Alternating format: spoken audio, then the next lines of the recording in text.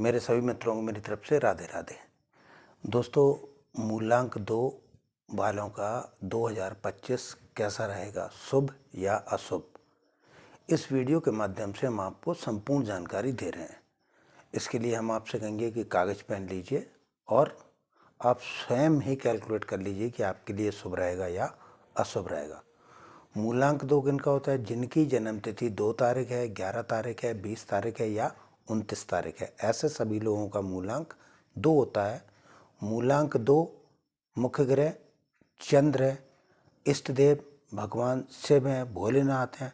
तो हम कहेंगे सबसे पहले तो जितना भी आप नमः शिवाय का जाप करेंगे उतना आपके लिए बहुत शुभ होगा, बहुत लाभदायक होगा।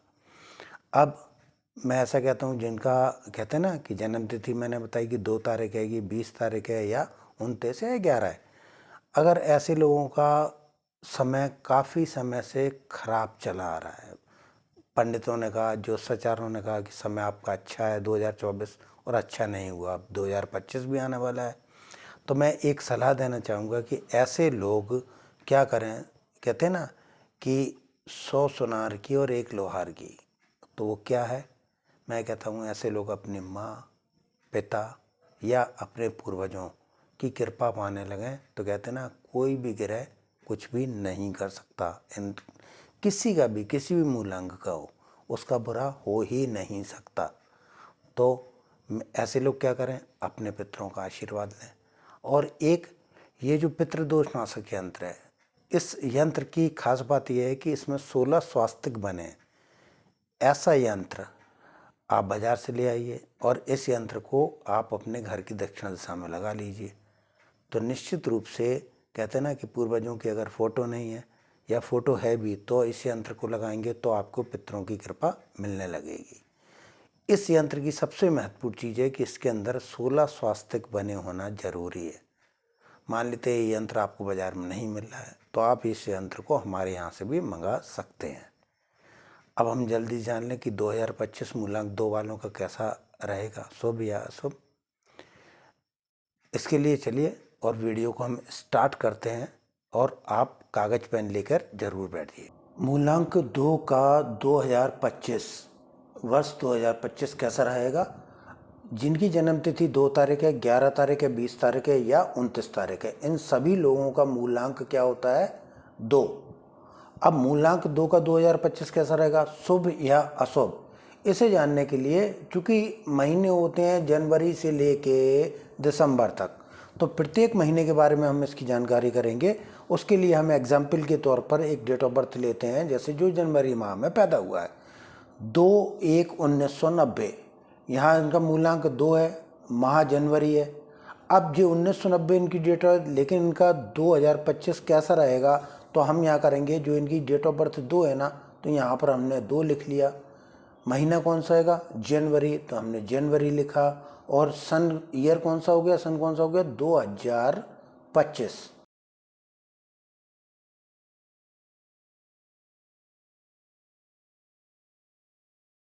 अभी हमें क्या करना है? इन सब को प्लस कर लेना है। इनको प्लस किया तो 2 और 1 3, 2 5, 2 7 और 5 12, 12 1 और 2 3। अब यहाँ पर जो पर्सनल ईयर क्या आ गया? 3 यानी गुरु का साल आ गया। तो गुरु का साल इनके लिए अशुभ है या शुभ है? तो हम कहेंगे चंद्र और गुरु देखा जाए तो ये शुभ की कैटेगरी में आएगा, इसलिए इनके लिए 2025 शुभ की कैटेगरी में। अब हम लेते हैं फरवरी माह के लिए। तो फरवरी माह के लिए फिर हमने डेट ली 2। अब महीना कौन सा हो गया? फरवरी। और ईयर कौन सा हो गया? 2025। इन सभी को प्लस कर लेते हैं। 2 2 4, 2 6, 2 8 और 5 13, 3 और 1 4। 4 का अंक जो होता है ये राहु का होता है। चंद्र और राहु यानी जिसका मूलांक 2 है, चंद्र, और वर्ष कौन सा आया है? राहु। तो ये अशुभ की श्रेणी में आता है। निश्चित रूप से ऐसे लोग बीमार पड़ सकते हैं, बीमारी हो सकती है, तो ये अपना बचाव करके रखें। हम बात करते हैं तीसरे महीने की। डेट लिया 3, महीना लिया मार्च का और 2025 प्लस किया इसको फिर हमने, तो 2 और 3 5 और 2 7, 2 9 और 5 14, 4 और 1 5। यहाँ पर ये है चंद्र और ये है बुध। तो चंद्र और बुध आपस में क्या माने जाते हैं? आंशिक शत्रु। तो आंशिक शत्रु माने जाते हैं, तो ये साल भी, ये वर्ष भी अशुभ की श्रेणी में ही जाने वाला है जिनका मार्च में जन्म हुआ है उनके लिए। अब हम बात करते हैं अप्रैल माह की। तो डेट है 2, महीना कौन सा होगा? अप्रैल और 2025 प्लस करते हैं, देखते हैं पर्सनल ईयर क्या आता है। 2 और 4 6 और 2 8, 2 10 और 5 15, 15, 1 और 5 6 यानी शुक्र का साल। मूलांक 2, चंद्र और शुक्र ये आपस में भाई बहन का रिश्ता माना जाता है, यानी परम मित्र में ही आएंगे। तो इसलिए ये साल किसका? अप्रैल माह में जो जन्मे हैं उनके लिए ये वर्ष शुभ की कैटेगरी में आने वाला है, यानी जो भी ये कार्य करेंगे निश्चित रूप से इनके लिए बहुत अच्छा होगा। अब मई महीने की बात कर लेते हैं हम। डेट ऑफ बर्थ लेते हैं 2, महीना आएगा 5 और 2025 कैसा जाने वाला है जो मई महीने में जन्म हुआ है इनका। इन सभी को हमने फिर एक बार प्लस किया, तो 2 और 5 7, 2 9, 2 11 और 5 16, 1 और 6 7। 7 का अर्थ केतु। चंद्र और केतु जब मिलते हैं तो क्या करते हैं? मानसिक टेंशन देते हैं, मन से संबंधित परेशानियां देते हैं। इसका अर्थ ये हुआ कि जो भी मई माह में जन्मे हैं उनके लिए ये अशुभ की श्रेणी में है, यानी शुभ तो नहीं है। तो इसलिए हम कहेंगे ऐसे लोग बचे रहें, सावधान रहें। अब हम बात करते हैं 6वें महीने की। 6वें यानी जून महीने की। 2025 लेते हैं क्योंकि 2025 देख रहे हैं। प्लस किया हमने 2 और 6, 2 और 6 8, 8 और 2 10 और 2 12 और 5 17, 1 और 7 8। ये 8 का अंक शनि का है, ये चंद्र है। इसको ऐसा मान लो, चंद्र यानी कि पानी, शनि यानी लोहा। अब लोहे को पानी में डालो तो क्या होगा? जंग लग जाएगी। इसका अर्थ ये एक दूसरे के विरोधी हैं, चंद्र और शनि एक दूसरे के विरोधी हैं। तो निश्चित रूप से ये वर्ष इनके लिए कैसा जाने वाला है? जो जून में जिनका जन्म हुआ है अशुभ, खराब जाने वाला है। बचाव करें, उपाय करें। अब हम बात करते हैं जिनका जुलाई में जन्म हुआ है। 2025 देखते हैं इनका कैसा जाता है। प्लस करते हैं इनको, 2 और 7 9, 2 11, 13 और 5 18, 8 और 1 9। फिर वही कहेंगे हम, ये मंगल और ये चंद्र। चंद्र मंगल की युति खराब कहते ना। तो निश्चित रूप से फिर यही कहेंगे कि जो जुलाई में जिनका जन्म हुआ है उनके लिए ये वर्ष कैसा होगा? अशुभ की श्रेणी में। उपाय करें। उपाय क्या करना है इसके लिए आप हमें फ़ोन कर सकते हैं, कमेंट्स में अपनी डेट ऑफ बर्थ भी भेज सकते हैं सभी लोग। बात करते हैं अगस्त की। तो अगस्त में 2 8 2025 प्लस करते हैं, 2 और 8 10 12 14 और 5 19, 1 9 10 1 1 यानी कि सूर्य। अब सूर्य की अगर हम बात करें तो सूर्य निश्चित रूप से अच्छा, सूर्य किस कैटेगरी का आएगा? अच्छा। तो ये शुभ है। ऐसे लोग जिनका अगस्त में जन्म हुआ है निश्चित रूप से ये वर्ष इनके लिए अच्छा जाने वाला है। तो ये लोग अपने जो भी कर्म कर रहे हैं, जो भी कार्य कर रहे हैं उसको अच्छी तरीके से करें तो निश्चित रूप से इनका वर्ष 2025 अच्छा जाएगा। बात करते हैं हम 90 महीने की, ठीक है ना, सितंबर की। सितंबर वालों का 2025 कैसा जाने वाला है देखते हैं। प्लस किया 2 और 9 11, 13, 13 और 2 15 और 5 20। निश्चित है चंद्र है, अपने ही घर पे आया है। थोड़ा सा चंद्रमा के बारे में कहा जाता है कि 15 दिन दिखता है और 15 दिन नहीं दिखाई देता। तो ऐसे लोगों के 15 दिन अच्छे और 15 दिन खराब कह सकते हैं या सामान्य कह सकते हैं। तो इसे हम शुभ की ही श्रेणी में लेते हैं कि निश्चित रूप से जिनका पर्सनल ईयर 2 आया हुआ है उनके लिए ये शुभ ही रहेगा। अब हम बात करते हैं 10वें महीने की। 2 अक्टूबर 2025 प्लस किया 2 और 1 3, 2 5, 2 7 और 5 12। 3 गुरु आया है, पहले भी आया हुआ था गुरु, तो गुरु है तो शुभ है। 11वें महीने की बात करते हैं। अभी यहाँ पर हम 2 तारीख डेट ऑफ बर्थ ले रहे हैं, इसको 29 भी ले सकते हैं, 20 भी ले सकते हैं, कुछ भी ले सकते हैं। 11वें महीने की बात कर रहे हैं। 2025 कैसे जाने वाला है देखते हैं। इसको हमने प्लस किया 9 2 11, 12 13, 15 17 और 5 22 22।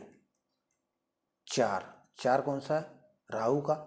जैसे पहले आया था ना फरवरी माह वालों का राहु। चंद्र और राहु एक दूसरे के दुश्मन। तो जिनका नवंबर में जन्म हुआ है वो सारे लोग कैसे हैं? कहते ना कि इनके लिए ये अच्छे की श्रेणी में नहीं है। तो बचाव करें, उपाय करें, दान करें, बेहतर होगा। 12वें महीने को और देख लेते हैं। 2/12/2025 प्लस कर लेते हैं। 2 1 3 2 5 2 7 2 9 5 14 5। पहले भी जो मार्च में आया था उनका भी क्या कहते हैं ये चंद्र और बुध हमने देखा था। तो निश्चित रूप से जो 12वें महीने में जिनका जन्म हुआ, दिसंबर में जन्म हुआ, उनके लिए ये अशुभ की श्रेणी में है। तो निश्चित रूप से उपाय करें तो इनके लिए जीवन में बड़ा अच्छा होगा। अब ये गणित क्या काम करती है वाकई में, इसको देखने के लिए हम लोग एक काम करते हैं, 2024 को जल्दी से समझ लेते हैं। जैसे 2024 में जिनका जन्म जनवरी माह में हुआ था तो इनके लिए चंद्र आया। तो चंद्र आया तो चंद्र कैसा आएगा? हम कहेंगे शुभ की श्रेणी में। जिनका फरवरी में जन्म हुआ था तो इनके लिए गुरु आया, ये भी शुभ है। ठीक है। मार्च में जिनका जन्म हुआ था इनके लिए राहु आया था। तो निश्चित रूप से राहु आया तो ये कैसा हो गया? अशुभ, शुभ नहीं है, खराब। यानी कि जिनका मार्च में जन्म हुआ है, मूलांक जिनका 2 है और मार्च में जन्म हुआ, उनके लिए 2024 ये वर्ष 2024 कैसा गया है? खराब गया है। ठीक है ना। अब हम बात करते हैं इनका अप्रैल में। तो अप्रैल वालों के लिए 5। हम क्या कर रहे हैं, इन सबको जोड़ ले रहे हैं। तो 14 आया, 14 का 5 किया। 5 को हमने देखा तो ये भी अशुभ की श्रेणी में है, खराब है। जिनका 6वें माह में जन्म हुआ है, जून में जन्म हुआ है, तो जून में जन्म हुआ है तो ऐसे लोग मूलांक 2 है तो इनका केतु आएगा। केतु आएगा तो ये मानसिक टेंशन देगा। यहाँ पर हम सीधा सीधा अगर आपको जल्दी से बताएं तो जिनका पर्सनल ईयर 6 है वो शुभ है। जिनका अभी ये 8 यानी कि जुलाई माह में जो जन्मे थे उनका खराब गया। ठीक है। अगस्त में जो जन्मे थे उनका खराब गया। और फिर से हम देखेंगे कि जो दिसंबर में जन्मे लोग हैं उनका भी ये खराब गया हुआ है। बाकी लोगों का ये शुभ है और इनका समय शुभ ही रहा होगा। अब इतना होने के बाद भी अगर शुभ नहीं है तो हम कहेंगे अपनी डेट ऑफ बर्थ को कमेंट करें।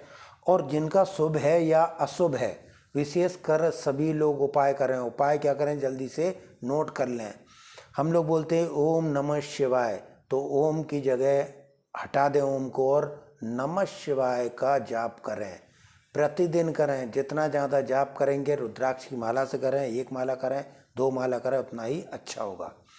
पूजा घर में, अपने घर के पूजा घर में पंचमुखी पारद के शिवलिंग जिनके 5 मुंह हैं, ये पंच तत्व होते हैं और आपके घर के वास्तु को भी अच्छा करते हैं।